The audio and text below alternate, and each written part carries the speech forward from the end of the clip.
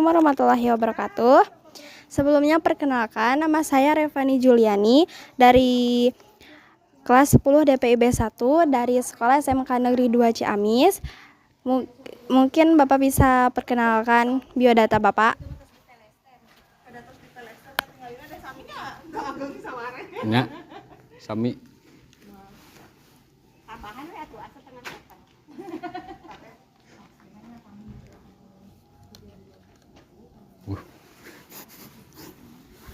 Perkenalkan, nama saya Dadi Setiadi, sarjana teknik yang di sini tuh kerja sebagai teknik di Perum Kota Galuh yang bernama kantornya itu PT Galuh Properti Indonesia.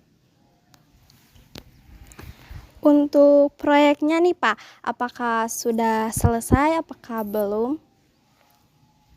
Untuk proyek di sini tuh prospeknya masih panjang. Dalam rencana kita itu buat lahannya Perum Kota Galuh itu 52 hektar, yang baru sekarang terbangun itu 7 hektar. Maka dari itu kemungkinan masih sekitar 45 hektar lagi untuk area pembangunan Perum Kota Galuh. Kalau prospeknya Pak, Untuk prospek ini kan masih panjang dikarenakan yang tadi itu buat perencanaan pembangunan Perum Kota Galuh itu 52 hektar, dan juga sini tuh yang baru kebangun cuma 7 hektar.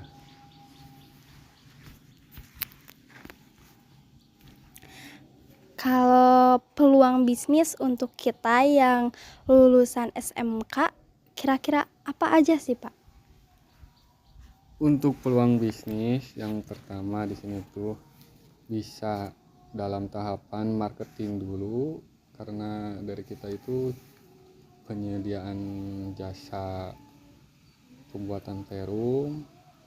Dari situ itu bisa nanti kalau misalkan udah ada peningkatan dalam memahami sebuah konsep perumahan, bisa aja nanti ke bagian teknik di lapangan, karena soalnya dari tahap marketing itu kan biasanya ada penjelasan tentang pembangunan rumah, tentang spek-spek itu, penjelasan ke pelanggan.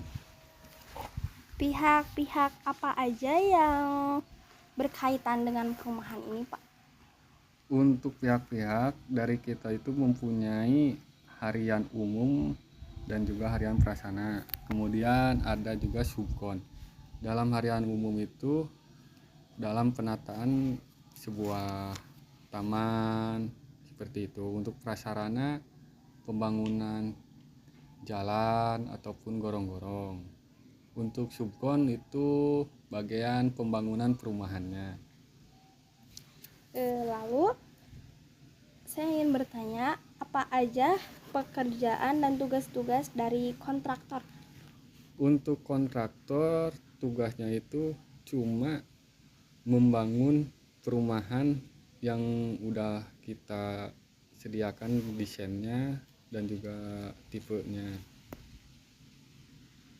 Untuk pemasarannya, biasanya perumahan ini pemasarannya lewat apa? Untuk pemasaran dari pihak kita itu melalui sosial media, terus ada spreading yang tiap marketing itu survei ke di tiap-tiap daerah-daerah yang di sekitar Ciamis ataupun di luar Ciamis.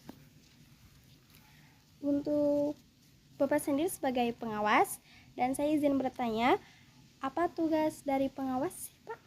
Untuk pengawas, tugasnya itu tahap yang awal adalah penyediaan lahan dulu untuk pembangunan perumahan yang nanti dilakukan subkon. Terus bila mana subkon udah mulai pembangunan, maka dari itu saya bagian untuk mengawasi tentang kualitas bangunan dan juga kualitas pekerjaan, karena dari kita itu udah mempunyai spesifikasi yang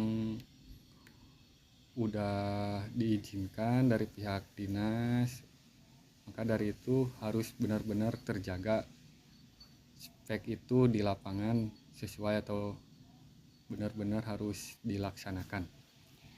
Lalu untuk pelaksana, Untuk pelaksana biasanya ada konsumen yang meminta perubahan desain. Maka dari itu pelaksana harus bisa tegas melakukan bahwa bila mana ada perubahan desain yang terkait permintaan konsumen itu harus dilakukan, ya seperti tidak diizinkannya perubahan desain itu karena dari kita udah melalui perizinan dinas Kementerian PUPR, dinas-dinas terkait maka harus dipegang itu. Jadi konsumen itu tidak bisa seenaknya untuk merubah desain. untuk perencananya dari PT Bapak, ya betul Pak? Betul, dari perencanaan kita semua dari PT kita, dari kantor. Untuk penyewaan alat beratnya, Untuk penyewaan alat berat kita itu biasanya menyewa dari perorangan ataupun ada juga perkantoran. Dari itu kita biasanya untuk penyewaan alat ada dump truck juga ekskavator.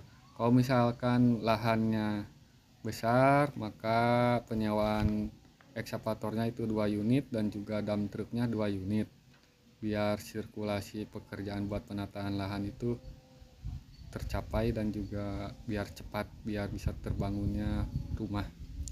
kalau untuk penyedia tenaga kerja manusianya Bapak, Untuk tenaga kerja di sini itu biasanya dari Subkon mempunyai tim kerja masing-masing. Kalau dari kantor itu yang tadi itu yang saya bicarakan ada harian umum dan juga harian prasarana.